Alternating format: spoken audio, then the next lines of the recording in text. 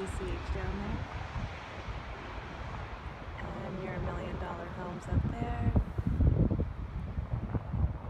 The campground, all these bluffs. Backcountry of the state park.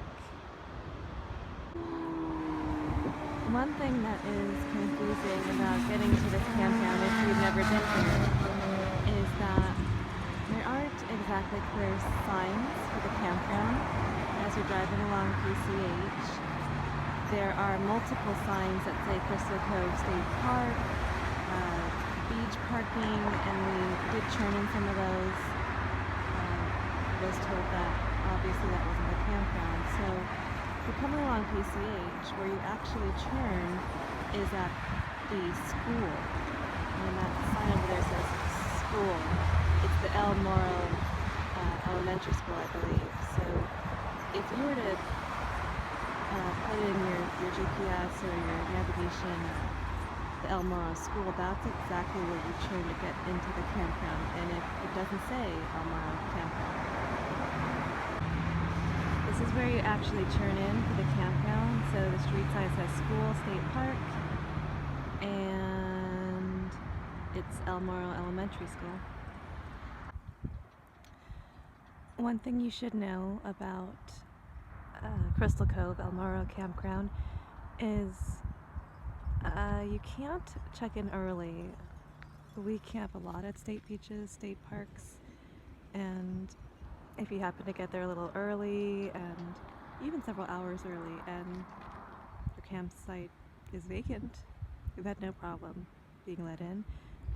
I think there was one occasion where, because we had the reservation already, they let us park in the day use area for free. So when we came at 1, check-in was at 3. We could not check in, and we were told that we need to pay $30 to park in the day use area. So that was kind of a bummer. We didn't end up paying the $30. We paid $75 a night to camp here. So we ended up going to the Trader Joe's, hanging out in that parking lot for a little bit, and then getting gas, which we needed to do anyways, and then came back. So you can't check in early here. 3 p.m. is the check-in.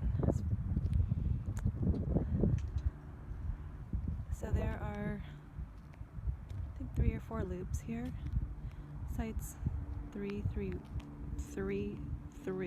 30 have electric and water hookups. They do have 50 amp service here.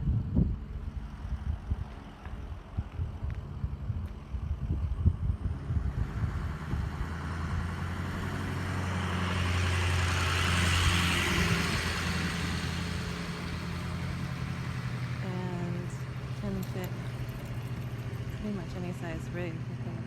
And then 31 through 60 is no hookups.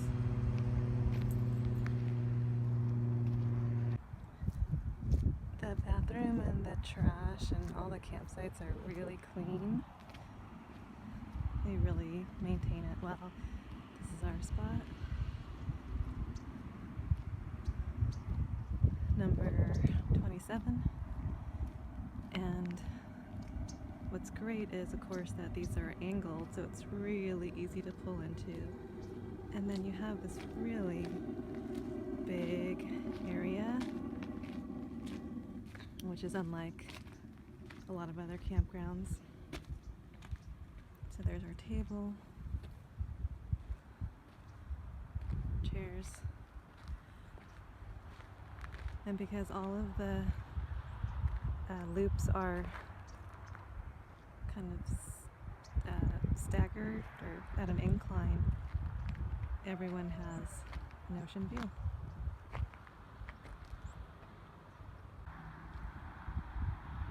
I'm sitting at our campsite. This is our view. And so because this is part of a state park, there's the backcountry where you can hike and bike, and there's hiking sites back there. I'm sure it's beautiful. And then there's a a tunnel that will go under PCH to give you beach access. And I believe there's tide pools over there that you can check out. So, a lot to do. Again, this is on a bluff over the beach, so you're not on the beach like some other campgrounds, but it has a great view. And you cannot have campfires here. It's one bummer. You can walk to the shopping area. There's a Trader Joe's, there's the Shake Shack, the Beachcomber. It would take you about 20 to 30 minutes, depending on how fast you walk to those areas. So, and you would be going along PCH. So just something to think about if you're going to walk or be with kids. We will definitely be back here. Merry Christmas, everyone.